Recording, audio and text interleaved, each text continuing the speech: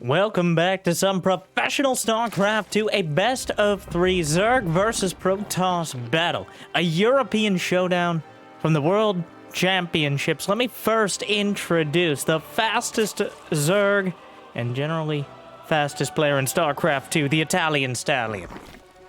It's Reynor. Up against the German Protoss player, an inspiration to stalwart Protoss throughout the world. It is D. Mauer, the Wall, Showtime. Known for his defense in the face of overwhelming odds. Can he take down the man whose claim to fame is finding a way through him? Best of 3 starting on Neo Humanity here. I don't expect anything particularly game changing or meta changing from either of these players, as Reynor has shown a tendency to stick with that mass Zergling, maybe Ravager Baneling, Showtime, Stargate, into really, actually no, maybe a Robo style for Showtime. I've seen a lot of players going Blink lately, though to me it feels like a bit of a riskier strat, especially against someone like Reynor. It's really if you play it perfectly, so if you're hero, it can work out, but it has a lot of room for error. Whereas other strategies like Mass Stargate or Robo maybe don't get you near as much bang for your buck, but they're also potentially a safer investment. Now, I'm not sure which direction we're going to go here. Clearly starting off with the Oracle Adept.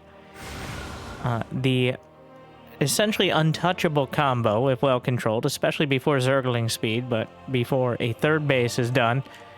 Zerg players simply do not want to build enough Zerglings in order to catch the Adepts. Just zone them out with the Queens, as that cuts into your drone count simply by them existing. Also, the Adepts cutting your drones to pieces cuts into your drone count as well, so that is something you have to manage. As the first 2 Adepts come in, the Oracle is going to be following them up. Adepts make it to the natural, where a bunch of Zerglings are revealed. Oracle, looking for an opportunity, notices there's actually no Spore Crawler here. So, didn't really anticipate the Zerglings, it seemed, as Reynor started to realize what was happening. Kills 6 drones. Okay. I don't hate it. I don't love it.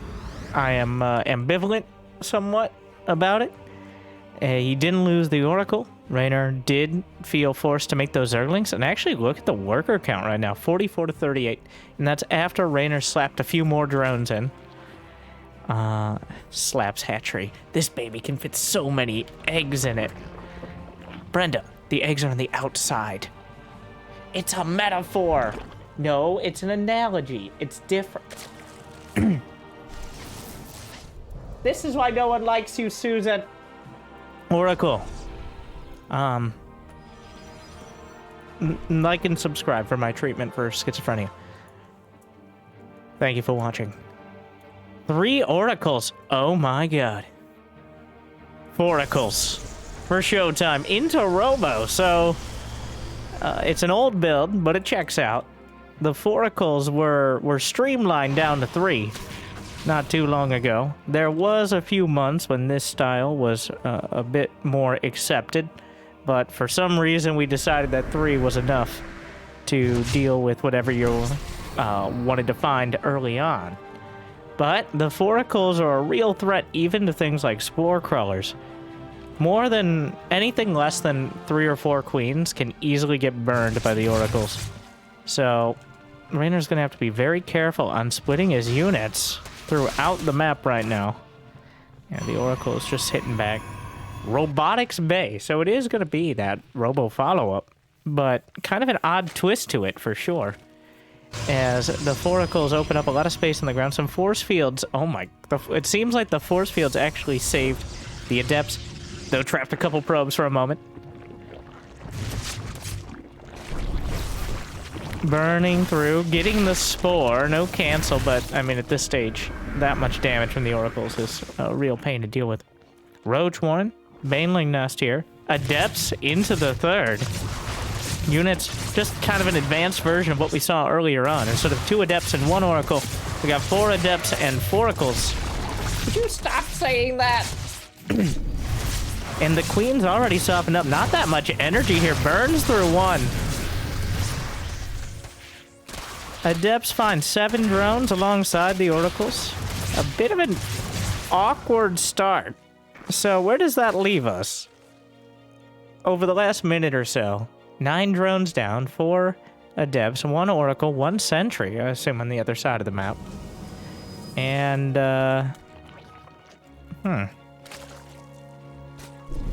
No, Oracles come back in. Still looking for more damage. Also, an important thing to note is this is near perfect scouting for Showtime. He gets in, sees the lair, the Roach Warren, the Baneling Nest. He ends up losing 1 or 2. We're down to 2. Reynor is at 90 drones? That seems a bit high. Even if he's confident he can hold any counterattacks, there is an Immortal, a Disruptor, some Stalkers. Blink is on the way. 1 Disruptor hit could really soften up these Queens. I don't think Reynor blindsided. The Ruptor, yeah, they're going to get transfused, but the energy is going to be gone rather quickly here. Showtime is no slouch. He's at 75 probes right now. How many gateways? 7. So not bad production, though I don't see a War Prism anywhere nearby. Just kind of kills the base in the center. Reynor a bit greedy, going for that rich Vespine base so early on. The reinforcing units coming out. At some point, there's just not going to be enough larvae to put the units on the field to deal with this. I'm not sure how Reynor expected to get away with 85 drones, but Showtime seems to be calling him on it here. Blink not done, but he simply wanders out. Blink, well, done now. Blunks onto the Ravagers. Disruptor shot zoning to the south with the Stalkers working to the north. +1 done for both sides. Just melee attack, though, for Reynor at the moment, who's down in supply and his only army is Roaches and Lanes. So not exactly the ideal unit composition to deal with Immortal, Stalker, Oracle, Disruptor. All units well designed for countering Roaches. 20 drones so far. That puts him underwater in the worker count. Showtime can't stop building probes. It's actually a bit of a problem. But the macro probes aren't going to matter if Showtime just wins the game right now, and it seems like we're getting very close to that moment. As Reynor just got far too greedy, loses 21 drones here, and I don't see anything in the production tab that's going to help muster a defense. Disruptor shots keep trickling in, tries to target down 1, has to dodge another, 3rd comes out for good measure, and that should be the icing on the cake here as Showtime powers through and takes home game 1. It felt like Reynor really didn't have any direction in that game. He didn't have a point where he's like, I'm building units now. Every time he ended up building units, it was in response to Showtime. But at some point, you have to be proactive.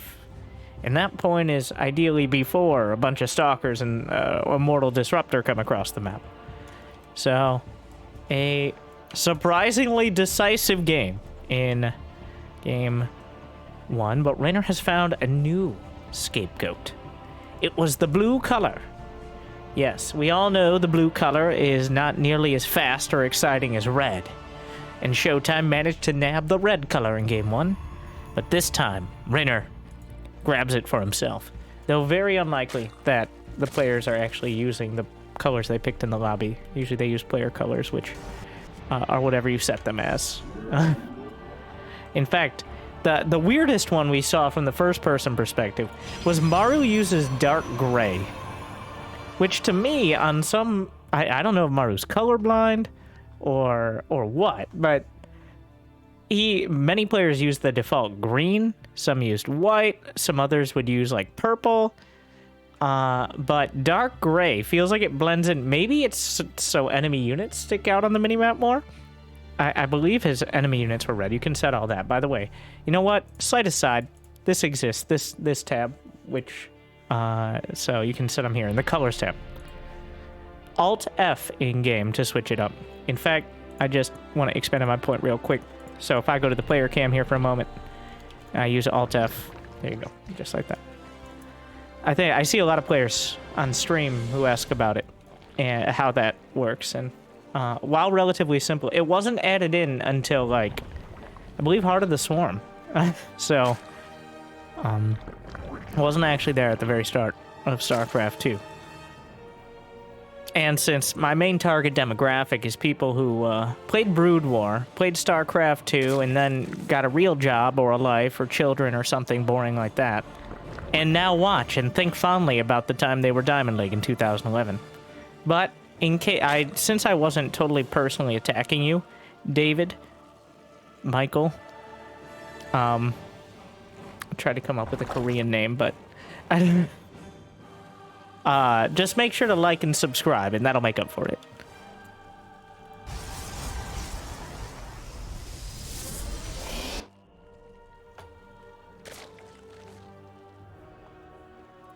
Adept Stargate. And there. You can't see what I... Just imagine I was pointing directly at the Stargate. Oh, wait. Stargate. I don't... This is why they pay me the medium bucks. Probe gets away with 5 minerals. The Zerglings say, "Come back here or we're going to see you in court." And then the probe says, "It's time to go Phoenixes, so that way we can be on the wings of justice." And then you ask Showtime what league he's in. And after building a lot of Phoenixes, he says he's in the Justice League. These are not coming together. Sometimes I start these sentences, and I truly wonder where they're going to go. Sometimes I stop them right before they complete, like an Adept Shade, which is what we like to call a segue. As we segue into the mid-game here, as the third base is finishing up. I'd call it the early mid-game, but mid-game nonetheless, as the expansions come online. We've moved past the phase when either side would be considered particularly cheesy, at least in the early game, but still plenty of options for early aggression. Reynor adding some more lings on.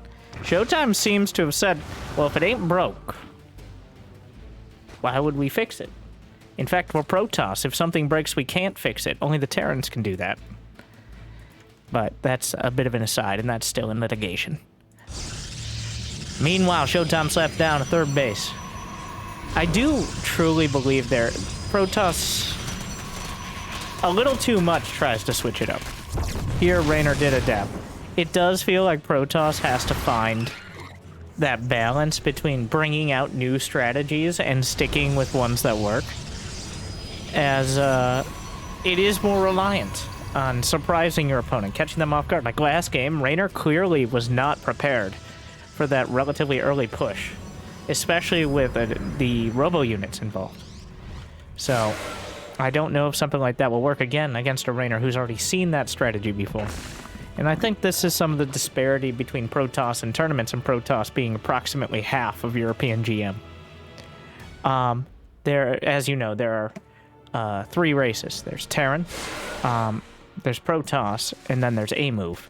So, at the end of the day, they should be equally represented. Oracle's come in, immediately recalls the Adepts.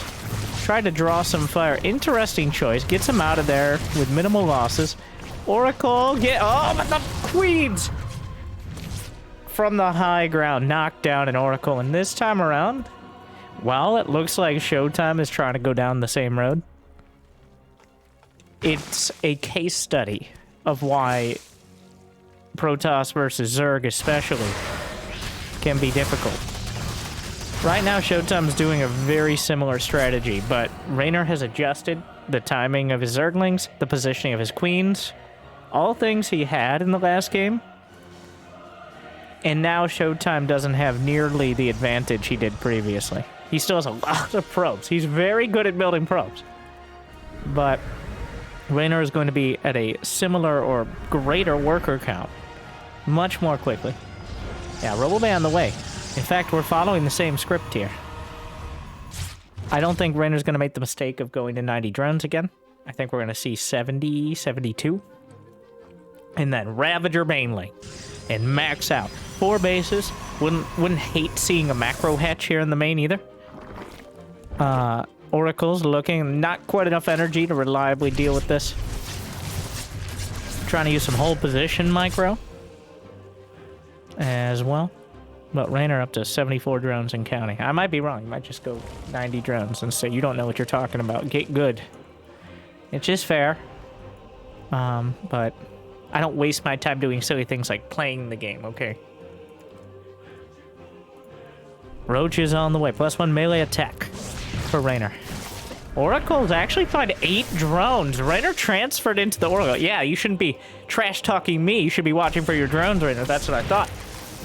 Oh, those sentries looking like a snack, but behind it, less edible. The zealots. And it isn't blink this time. This is the adaptation. There is not blink. There's charge. Ooh, it's a couple decent force fields. There's charge and disruptors on the way, which are a bit like oil and water. You don't want to mix them too much. They don't go well together. Only one will survive, and it's usually not the zealots. But still very helpful for dealing with large masses of roaches, occasionally banelings. Reynor found about 80 drones, even after the small skirmish at the 4th base. Roach speed is about to complete. Did we see an infestation? There's an infestation pit. Meanwhile, Showtime bolsters the defenses at his 4. Doesn't look particularly aggressive so far. I think he realizes Reynor has more than enough to grab up any small groups of units. Thing is, while the creep spread is not overwhelming, it is focused. He's going straight down this lane towards the 4th. Stasis being added on. I don't know if Reynor spotted it. Not a huge army supply lead for the Italian Stallion right now, but it is enough to begin pounding down the rocks and maybe working on putting together an attack on the 3rd. He doesn't have to worry. His economy is good enough. Showtime, you need to stop building 85 probes. Too many. 80 probes. You're good. You're good. At some point, it's too many. It's just a reflex. It's a reflex many Meta League players wish? Yeah, they had, but... Ravagerling Baneling, 31 Banelings on the way, about to roll into the base. There's still the Stasis Ward there. Big attack working towards the north. Baneling speed about to complete, +1 ranged attack as well. Everything's coming together. Force fields could be very helpful even with a few Ravagers on the field. There is that single stasis in front. The disruptors are ready. Baneling speed is ready. +2 attack for both sides in 10 seconds. The Oracles don't have much energy here. I think they used it mostly on stasis, and the stasis are actually a bit of a force field with the Lings. Falling back, +2 melee is finished. A huge upgrade here because it allows the Banelings to potentially one-shot probes, as well as does a lot of extra damage against zealots. Showtime's still at 83 probes for now. He can afford to lose a few, but those Banelings usually kill more than a few. Disruptor shot. Chases back the Ravagers. Reynor not microing everything back, just the affected units. Another stasis doesn't find much. And 20 probes, like I was saying. The more probes you put at a base, the juicier the Baneling connections. And 23 probes getting juiced out of the 4th right now. Squeezed in between the minerals and a Baneling. But they didn't have to suffer for long, as almost all of them obliterated instantly in one fancy cloud of acid. Probably not that fancy. It's relatively cheap. Now, here comes Reynor. Of course, the observer spots it. Disruptors. Showtime holds the wall. Disruptor shot. A full Baneling. There's still more down there. Looking for more disruptor, trying to curve into the veins. Does okay. Corrosive bile, unlikely to hit any oracles that Showtime is actually watching. Adrenal glands indicates hive is done. +2 missile attack is on the way.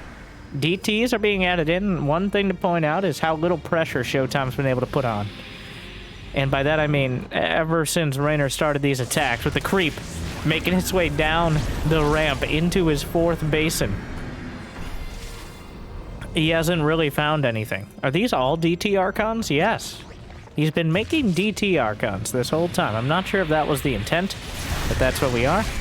Usually High Templar Archons are used as they're a lot cheaper on minerals only slightly more expensive on gas.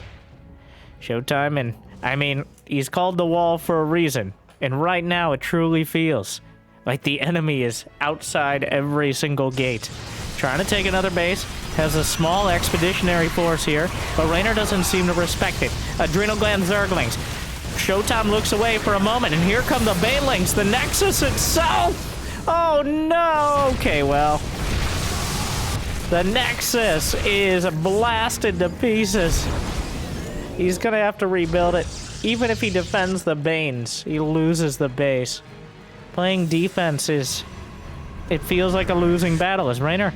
I don't know what the long-term strategy is for Showtime. Like, are we gonna sit back and wait, try to get to 200 supply? Certainly it's unlikely to try to mine out the map, as that is a long while off, and Reynor still has a lot of different tech paths. He's starting a Greater Spire back at home now, which is one of the best choices against this army, especially the critical mass. The probes on the run, but 12 of them get caught evacuating. And really, where are they going to go? There's an attack on the left side. This game is all Reynor all the time, as it seems he's learned his lesson from game one. Just don't let him attack. Just never let him move out. And Showtime's still stuck in his base. Reynor's maxed out. A bit of money in the bank. Hasn't started... oh no. The Zerglings trickling in. A Zealot. Unfortunately, door technology still not yet developed by the proud Protoss. They have an open doors policy. The Dark Templar lobbied against it, but look where that got him. Well, more Banelings. He just clicks on the Nexus. Oh my god. He's countering buildings with Banelings. Reynor, like, that's how rich he is right now. God, look how fast it takes. Just ripping up these probes, a single Zergling, adding to the kills. Showtime feels obligated. He can't keep sustaining these losses. It's at the point where Reynor can simply build Banelings to click on his bases. There is no recourse at this point to that. He's got to try for a base trade. The defenses at home are crumbling. It's just a bunch of Archons with +3 attack and +2 shields. Probably the best they could hope for. Bunch of Corruptors in the main. Greater Spire is done. He can build as many Broodlords as he has supply for. Well, actually he doesn't have that much gas, so 3 Broodlords, which is not a deadly number yet. And since Showtime is in all the production here, there is a dream. The Broodlords are being morphed at the edge of the base. A few more. I don't know where they went. He's gonna find a few. In fact, Reynor's just gonna morph them out in the middle of everything. Or middle of nothing. In the distance here. As Archon's not known for their range. 3 Broodlords. The crazy part is, without the Broodlord, Showtime's army might actually be able to win the game. As it stands, it's a bit in doubt, as it's not quite enough Broodlords to actually chase down the army. And Showtime isn't entirely out of mining, something that Reynor is looking to fix now. So that means he can reinforce. The spawning pool's dead. The infestation pit is dead. The roach one, his entire tech tree has been cut off at the stump. He literally has no more units he can build. It's just hatcheries. How has it come to this? He loses a handful of his precious Broodlords. Cracklings are shredding the Nexus. Not the first time this Nexus has gone down. The Zealots try to save it. The Zerglings, oh, by that much. He's trying to chase the Broods. It is kind of insane to me. It's so close. If those Broodlords were not here, he doesn't have detection, but he does have Banelings, which are about as close as you can get. A Spore Crawler is moving. Those 4 Broodlords are everything right now. Reynor has 2,300 minerals he can't spend. Showtime. There's still some Queens behind him as well. The Blink Stalkers blink forward. Showtime has almost no money left. Trying to kill the Queens here, and doing a pretty good job of it. Archon, who are the last transfuse, though, really helping out those Broods. Showtime's army starting to thin out. I'm starting to believe again, even though it's just Zerglings and Queens in production. The two Brood Lords. I can't believe how close this was. 4 Gs in total typed as he ties up the series. Wow, what a game. The classic, well, fine, I will attack you. It does feel like Showtime resigned himself to playing defensive. I don't know if that was the right call, but Reynor clearly was used to being the bully and not getting hit back. He did not have the Brood Lords quite ready, but he had them ready in time. Oh, but extra drama going into game 3. First, you didn't like and subscribe? Oh, you did. Oh, I'm sorry. I would like to apologize. I'm sorry, Jimmy. Shut up. Moving game 3. Dragon scales. But the blue color has lost both games so far. Blue has a 0% win rate in this series. Red is at 200%. That's not... Oh my God. The numbers don't lie, and they spell disaster for you. As soon as I said it. But, so with a 200% win rate, winning 100% of 2 games.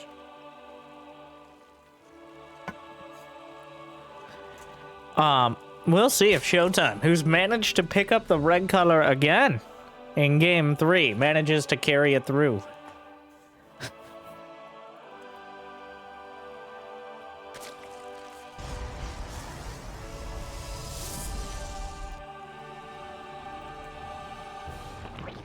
Probe gonna flirt with the minerals to start. I don't know what the longer term strategy was for Showtime. It felt like he went to charge as a, well, I gotta mix it up kind of style. Because he knew Reynor would expect the Blink Stalkers. But once again, that doesn't mean the Blink Stalkers are necessarily bad. It's just the hard part of playing Protoss is figuring out which cards to play. And it didn't end up panning out, though I do repeat, it was probably way closer than it needed to be. As Reynor got to the point, I think he was feeling it. You know, he's over there listening to his Italian rap, like jamming out in his chair, just clicking 40 banelings on a Nexus, and suddenly he realizes, I don't have any tech buildings. At all. Literally every single one has died. I hope these 6 Brood Lords are enough. And apparently, they were.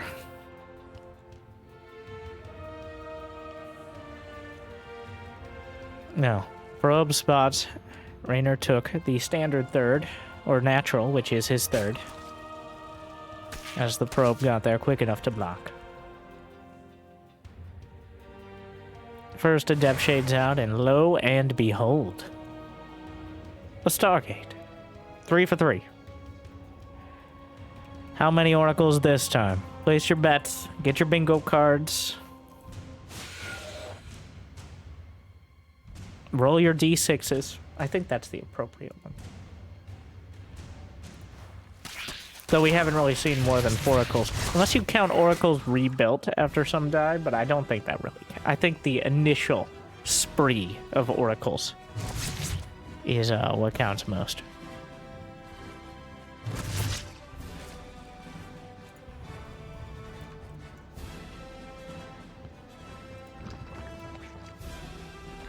Chrono boost on the first oracle. A depth shade in. Get a look around. Nothing untoward. It really does come down to control. It's like a very advanced version of the Reaper early on. Reaper Hellion in TVZ is essentially a well-controlled... Oh, this is interesting. Well, there goes the 2 Adepts. Reynor this time built a round of Lings before drowning. Caught the 2 Adepts seconds before the Oracle comes out, and that kind of changes things. As now the 3rd base must be protected by the 1st Oracle. There's no threat of it going across the map, at least not yet. That it short circuits that early worker harass that the Adepts and Oracle can do together. The opportunity cost, of course, is building those Zerglings is a fair bit of larva. What is a fair bit? 5 or 6 drones when you're below 30 is a pretty significant cut down from your average macro build. I gotta reset. These are all, I'm saying like all these words and they're making sense, but they're barely being strung together right now. Sometimes when I play Protoss, it feels like that as my strategy. I'm like, you know, should I add more gateways or a Twilight Council? And then I get my answer, which is, oh, I'll die because I forgot to put an Adept in the wall and the Zerglings got in. Which is not my favorite end to that particular sentence, but it works for me, so I'm sure many of you tried in your games as well. Uh-oh. Well, that was not ideal. Oracle Micro flies right through the Spore Crawler, loses one, bruises another. Adepts, there's only a handful of Lings here. Oracle's hanging out. Showtime not finding the success, clearly, with the early Adepts and Oracles he found in the first game. And that has made the follow-ups more difficult. +1 melee. Roach, is that 6 gas geysers he's going up to? He's building 5 gases at once. Is this Mutas? Also, either that or like a crazy Ravager timing. Otherwise, why would you build so many gas geysers? He has plenty of drones, I guess, but what is this? Another Oracle to a Spore. Just not going great right now for Showtime. I'm very interested to see where we go with this. Roach is on the way. He just wants his gas. That was 77 drones. Oh my god. 630. If I hear another person tell me you can't get 50 drones by, or 50 workers by 8 minutes, which is my basic guide recommendation. Every race, believe it or not. Reynor's over here, under attack. He's lost 8 drones so far. He's sitting on 76 at 7 minutes. He's adding 10 more. He's at 83. At the 7-minute mark, this man will be at 83 drones. After losing 8. Over 90 drones. Showtime expanding forward. Showtime's at 68 probes. And, has he lost it? He's lost 1. And his third base was slightly delayed, but definitely not slouching. Oh god, you gotta be so careful.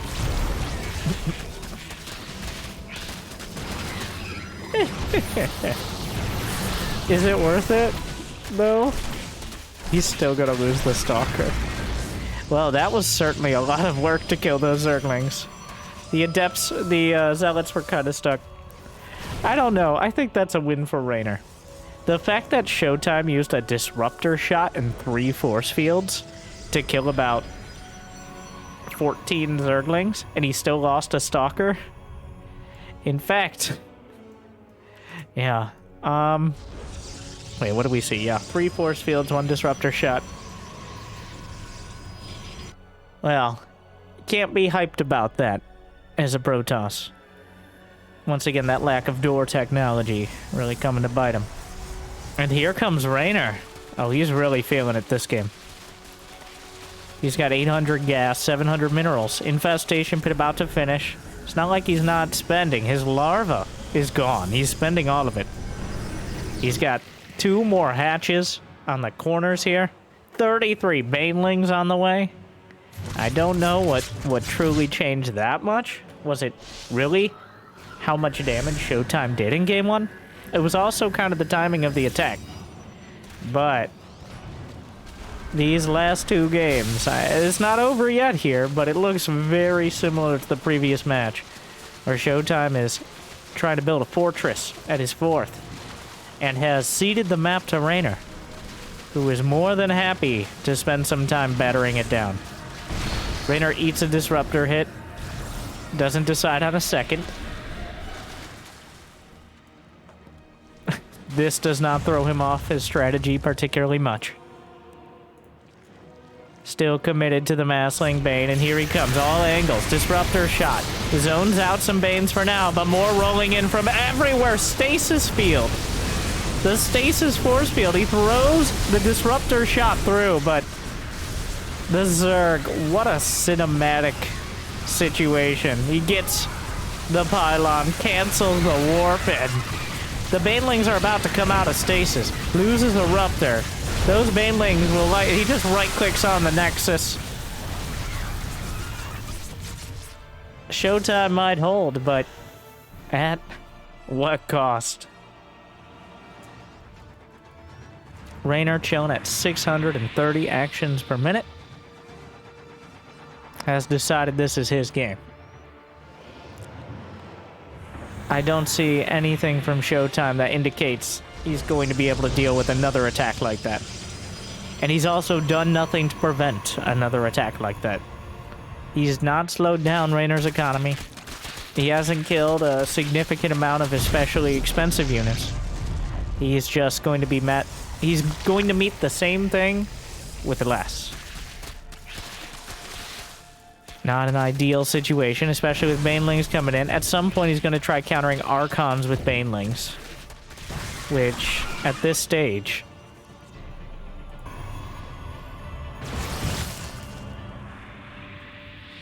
just Mass Archon shaping up very similar here, but... Disruptor shot. Few Banelings. Another hit. The Nexus is gone. The other fourth may survive for now. Disruptor. The Archon jostling around to try to get involved. It's not gonna happen. Reynor, with a decisive 2-1, takes vengeance for that first match, overcomes the blue deficit, and takes it 2-1. Not the closest games we've ever seen, but interesting nonetheless. I hope I made your day a little bit better. I hope you check out this video Jimmy put up for you. And Patreon, membership, all the stuff I keep forgetting to promote. You made it this far, you're actually listening to the ending blurb. Maybe check it out, be awesome. Otherwise, I hope I made your day a little bit better. I know this was a bit of a disjointed cast. I felt myself losing focus, but I hope you could follow it. And I hope you still enjoyed. Thank you for watching. Good luck, have fun. I'll see you next time. Stay chill.